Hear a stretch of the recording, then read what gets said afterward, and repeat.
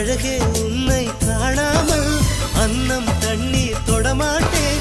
ஆகாயத்தின் மறுபக்கம் சென்றால் கூட விடமாட்டேன். உன்னை காணும் முன்னே கடவுள் வந்தாலும் கடவுளை தொழ மாட்டேன்.